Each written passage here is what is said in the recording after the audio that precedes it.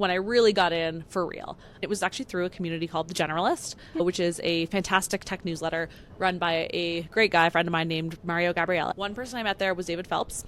Shout out David Phelps, one of the crypto darlings of crypto Twitter darlings. So I met David when he had, I think, 7 followers on Twitter. Oh my God. And what was he like back then? He looked very different, very preppy. He was living in Portugal at the time. He was like a preppy, talkative guy. He had his previous startup that was very not Web3, and we were not crypto people by any means. It was him, myself, Eli Camero, who's also remained a good friend, and a few others. And we had this book club about Ray Dalio's Changing World Order, which if you haven't read, I highly recommend in terms of just kind of context on currencies over hundreds of years and how things evolve and nation states and cycles. Anyway, it's excellent. We did a book club on that, and it was not a crypto book club, but everything in our conversations kind of came back to crypto and like money going on chain. And that, for both him and me, was a big catalyst to both of us going full-time crypto and like dedicating, years of our lives to this. That's so funny. I know. It all comes back to David. It all comes back to David. It all comes back to karaoke with David. They're called Reply Girls. Hi. Hello. Welcome to Reply Girls. Thank you. I am so excited to be here. I'm so excited to have you. You're one of a couple people who've been recommended to be on the show. Oh. So that's like a fun thing that's been happening is people slide my DMs be like, hey, this is like a really cool, interesting woman that you should have on the pod. I love that. Do you want to start off by reading your Twitter bio? I would love to. My Twitter bio says Web3, econ, and Canadian flag emoji, because I'm from Canada. Building eco via the Eco Foundation and more. Unashamed fan of Nickelback and the Chicago Bears. Okay. Should we... Chicago Bears. Yeah, my husband is from south of Chicago. Okay. And, growing up as a Canadian in Vancouver, I didn't really know much about football. Okay. He got me into it. And so because he was a Bears fan, I became a Bears fan. And unfortunately, incredibly for the sweet. last decade or so, I've been a Bears fan as a result. That's why I say unashamed, because Yes. it's been a rough decade for the Bears. I don't know, but I'll trust you on that, to be honest. I love that. That's a really sweet reason to be a Chicago Bears fan. Yeah, thank you. It's like a loyalty vibe. It didn't carry over to hockey. I'm a diehard Canucks fan. Okay, He's a good. diehard Blackhawks fan, and we will never change and agree on that. And that is as it should be. As a Canadian, if you were like, and I just decided to bandwagon. Yeah. No, We're not doing that.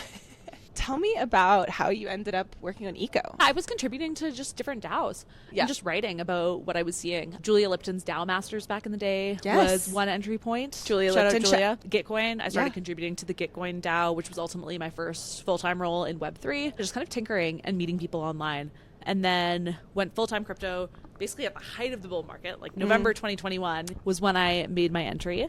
And then after a little over a year at Gitcoin, I ended up at Eco, having met the team and just being really impressed by what they were working on, focusing on currency and the future of money. And now at Eco, we focus fully on stablecoins, stablecoin infrastructure, and making the experience much better for the end user by way of letting developers build infrastructure that lets the end user have a much simpler experience. And so I've come very full circle in terms of working in traditional finance, payments, money, credit cards, and now trying to think about how we bring that infrastructure on chain and onboard the world, largely through stablecoins and stablecoin experience. I spent a decade in finance. Ultimately, because of the different roles I had, was able to become a generalist in traditional finance. And by virtue of that, crypto just became so obvious to me. The long-term potential and for having money on chain and programmable money, like it just makes so much sense. And it is so clear to me, jury's still out on like exactly how that will play out. But I don't think there's anywhere more impactful that I could be spending my time. I tell people all the time, I can't imagine not working on crypto in this day and age. Wow. And I've been saying that for a few years now. Yeah. Bull market, bear market, whatever. That's how I feel. And so, yeah, that's why I'm here. I want to wrap it up by asking, for you, in like these moments where we come together as a community, we gather in Denver annually as sort of The pilgrimage. The pilgrimage. The annual pilgrimage. The annual This pilgrimage. is my fourth, which is nuts. Wow. Yeah. My fourth consecutive. Wow. Weird, right? That's crazy that you've come every year and not skipped. Because I know. I've been pregnant for 2 of them. I have 2 children. Oh my gosh. So I'm glad I'm not doing it pregnant this time. But yeah. How does it feel to come back for the 4th year? And do you think you'll be here for a 5th year? I do. I was actually just talking on the phone with a friend, Eli, who I mentioned before, who isn't here.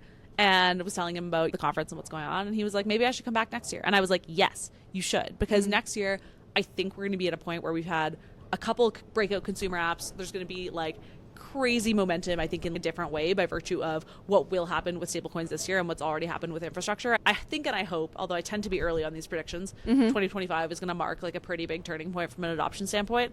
And so, long story short, I was telling him about half an hour ago, hell yes, you're coming next year. I'm going to be here. So yeah, December 2026, it's happening. I think I'm more of the like cycles of conviction person, and it's just interesting to track it. It feels a lot like just riding out the waves of optimism, frustration, and then reconciliation. And maybe I'm just more on the waves than some people are a little bit more steady, and I appreciate being around people like you for that reason. But I think we need those people that are like, yeah, obviously we're coming to Eat Denver next year. 2025 is going to be crazy. This upcoming year is going to give us so much to talk about at the next one. Like, I think that is the energy that we need to embody. So thank you for that. Yeah. I appreciate it. Yeah. And thank you for coming on Reply Girls. This has been a blast.